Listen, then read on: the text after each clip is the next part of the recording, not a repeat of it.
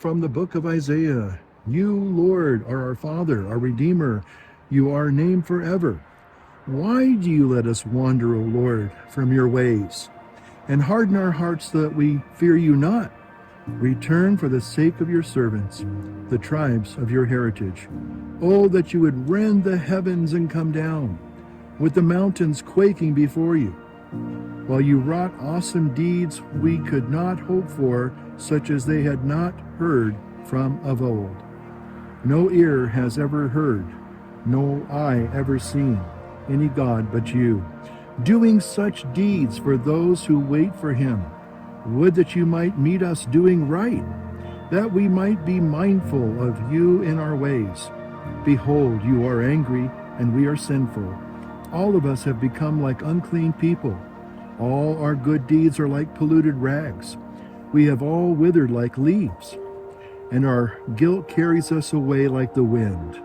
There is none who calls upon your name, who rouses himself to cling to you. For you have hidden your face from us, and you have delivered us up to our guilt. Yet, O Lord, you are our Father, and we are the clay, and you are the potter. We are all the work of your hands. The word of the Lord. Thanks be to God. Got the old sin fighting suit on this morning, day after Thanksgiving. I'm going to Tahoe Forest Hospital to anoint someone.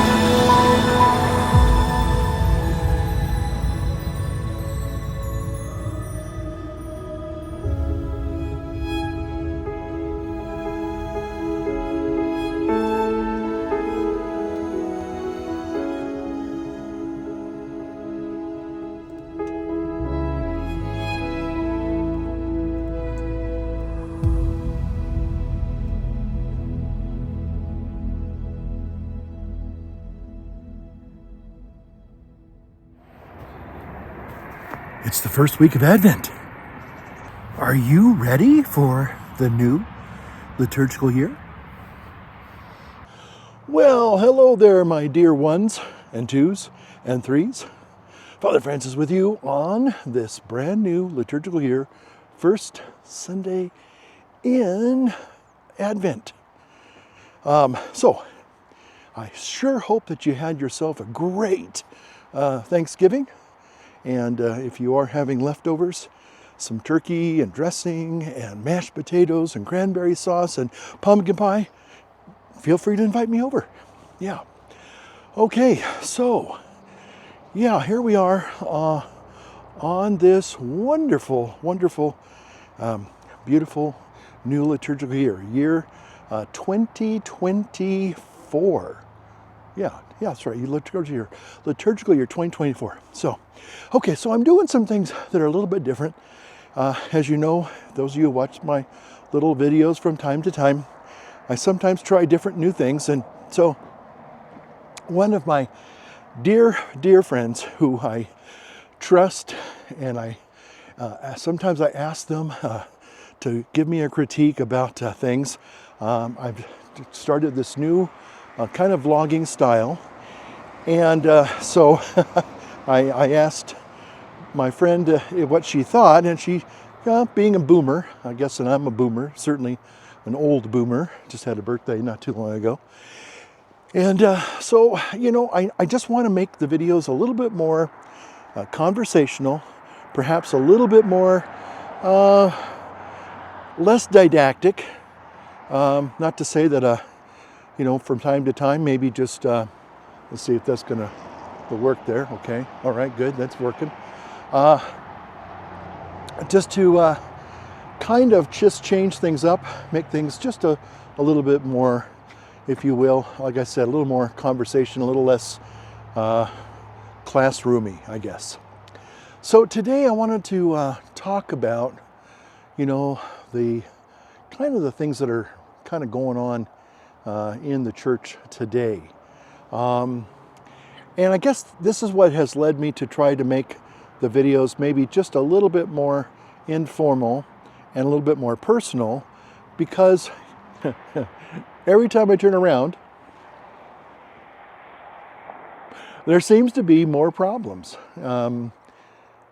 Whether it's a good bishop or priest being told to, cease and desist, or he's being fired, or even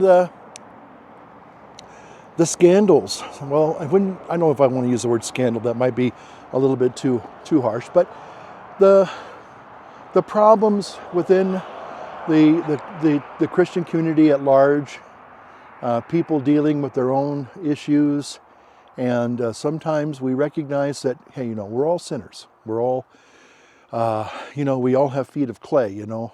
One of kind of a more notable Catholic personality is now taking some time off, and I wish that individual well. I have nothing against this person, but apparently there's some issues, and so they had to step away from their apostolate. And the only thing I could think of as I was journaling, I started trying to journal, and I just simply said that I look at this broken person through my own cracked and dirty windows. But anyway, I digress. So yes, there are issues in the church, outside the church, not to mention our own, the political climate, the world political climate. Who knows what the year 2024 will bring.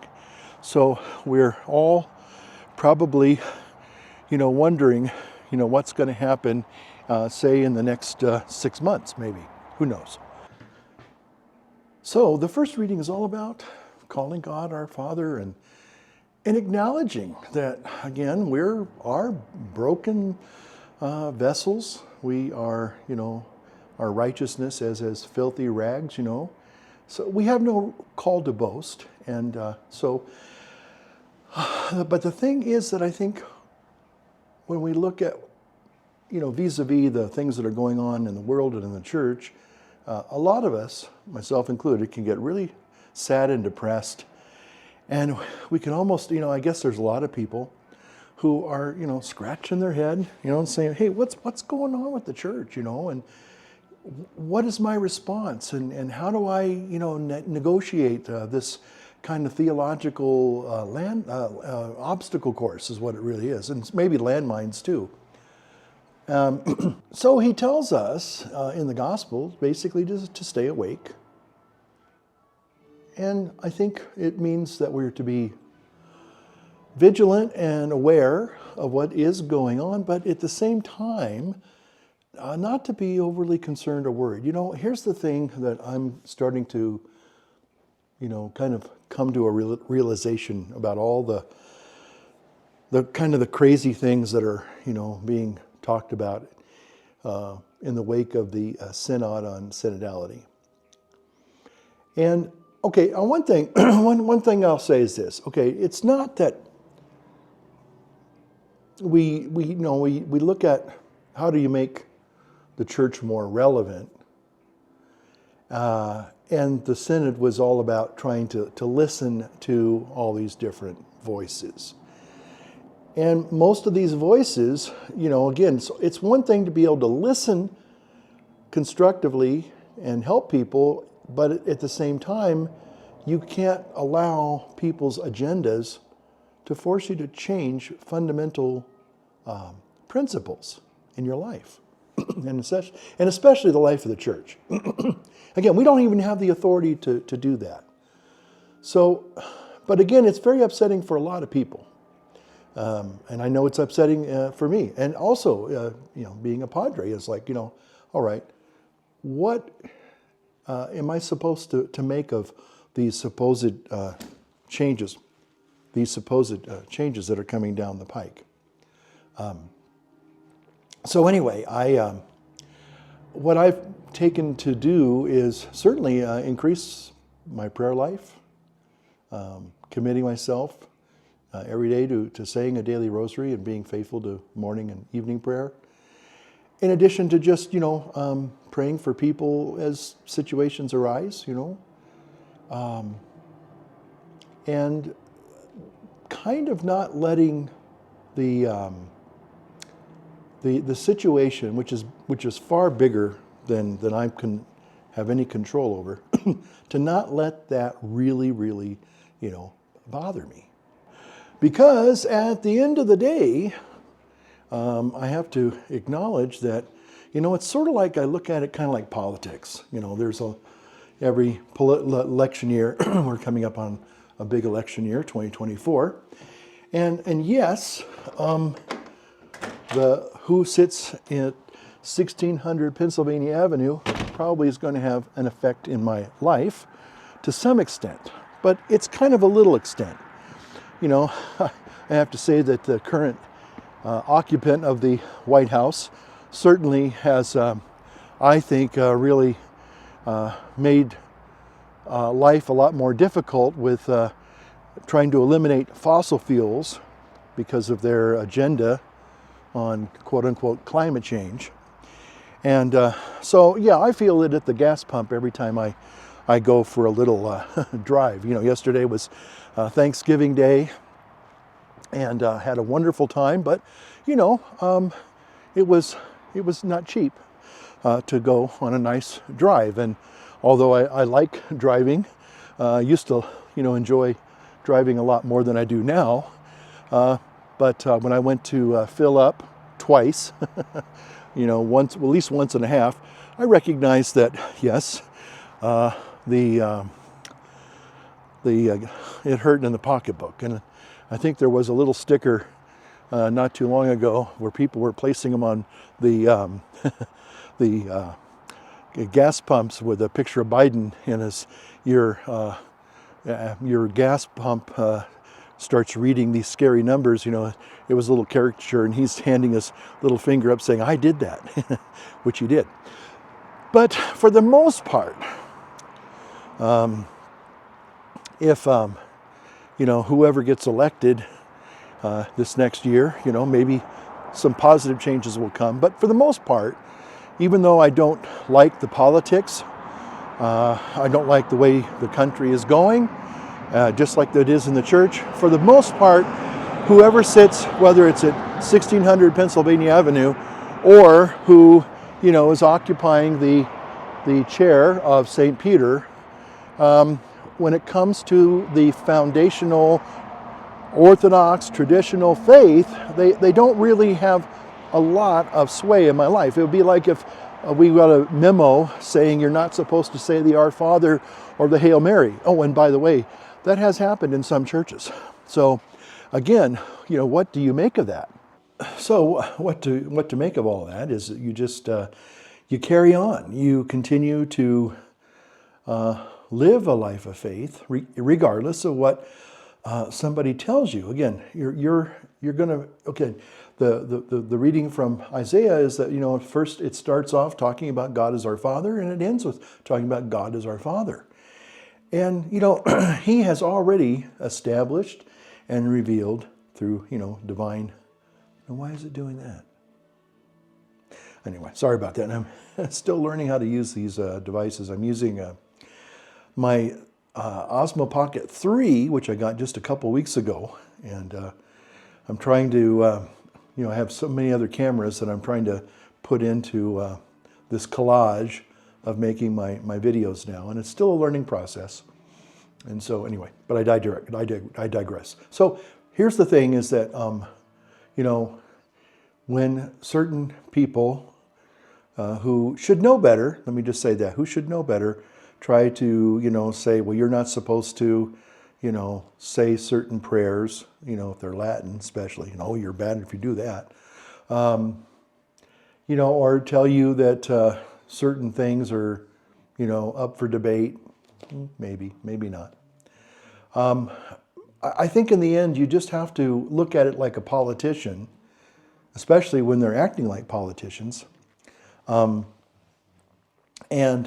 just realize that politics comes and goes. And, there'll be a time when there'll be maybe another occupant in the Vatican, and maybe they'll be a little bit more charitable and understanding, trying to be a good Holy Father who loves all the children, not just a few, and doesn't beat up on even the ones that may be going astray, He tries to embrace them all and tries to, through gentleness and persuasion, remind them of the true faith and for them to strive to embrace that faith. Again, that faith has not changed, and it can never change. And so I would say for those, as we go into the new year, maybe have a purpose of amendment or if you want to say resolution or whatever, to not be upset. Do not let, certain personalities. There's an old, I love this one saying from the traditions of Alcoholics Anonymous, principles before personalities. My goodness, that's a wise thing to think about. Because whether it's in our personal life, maybe we have contentious family members and they have big personalities and they're always constantly upset about something. Maybe you can relate. Or maybe it's somebody at work. We call those kind of people like Karens that they think they know everything and they have to correct everybody and tell everybody else what to do, especially when they're not doing it. Those people are very insufferable, I got to say. And even people in the church, maybe some people mean well, but if it contradicts the faith, the deposit of faith, the scriptures, the teachings of the church, and the magisterium and the catechism, then you just have to take it with a big grain of salt. I guess that's what I'm trying to do in my life. It's like, I just can't be bothered with people coming down and saying, these things are now bad and you got to get rid of them and you can't pray a certain way or you can't believe a certain way. All I say is, at the end, all we have, and I think we have, the wonderful deposit of faith, the treasure of faith on our side. They're the ones that are trying to eradicate it, trying to get rid of it. And at the end of the day, they won't be able to do that. They really won't. And even if they come up with some new encyclical or memo or exhortation, deep down inside, I think one priest told me there was a thing called the conspiracy of the laity, the quietness, And although we have people that are agitating for all these, radical changes that go contrary to Scripture in the church, the majority of people know that that's just not true. It's like saying 2 + 2 = 5. You might force people to acquiesce and say, okay, if that's what you say, but in their hearts, they're always going to know that that's not true. It's not real, Just like the people that are trying to pretend they're something else genetically or gender-wise, everybody knows that they're not. You can't fool, the old saying, you can't fool Mother Nature. So all I'm going to say is that in the new year, trying to cling more closer to the Lord, our Blessed Mother, the saints, you can't go wrong if you do that, okay? And no matter what some person in the hierarchy says, if it goes contrary, then you just quietly just let it go in one ear and out the other, It's just like the guy in the White House. I mean, deep down inside, yeah, there might be some decisions that will kind of reach all the way down to your pocketbook and maybe disturb you and cause you to be upset from time to time. But by and large, and again, I know some people might say, yeah, but this totalitarian socialist agenda in the culture and in the church, it's getting worse every day. And yes, I agree with that. But I would say at the same time, we've seen the church go through horrific upheavals, and we've always made it through. It's sort of like, again, Jesus in the storm. The disciples are all looking around and seeing the waves splash over and the winds whipping around. And yet Jesus is quietly asleep in the boat. And eventually they kind of like, hey, Jesus, don't you care? We're perishing. Get up, please save us. And he kind of wakes up and he kind of looks around and he goes, oh, you guys are worried about this. I'm sorry. And he just says, be still. And everything, goes back to normal. I heard Dr. Gavin Ashington said, wouldn't it be silly if we actually in the next few years got a new Holy Father who really brought us back to the fundamentals of our beautiful Catholic faith. And he said, I'd feel so embarrassed and silly because I've wasted all this time and energy worrying about, the nature and the future of the church, So again, let us remember that God is our Father. He has not abandoned us. He never will abandon us. He's given us His principles. He's given us His truth. He's given us His way of life. And all we are called to do is embrace and follow that. Now, we can do that no matter what, somebody is trying to tell us. Somebody who, whether it's they're motivated by an agenda or whatever, we don't need to be afraid. Okay, my dear ones and twos and threes, thanks for watching this week, and just let me know in the comments your thoughts and feelings about the new liturgical year. Again, Happy New Year to all you, and we will see you in the next one. Thanks for watching.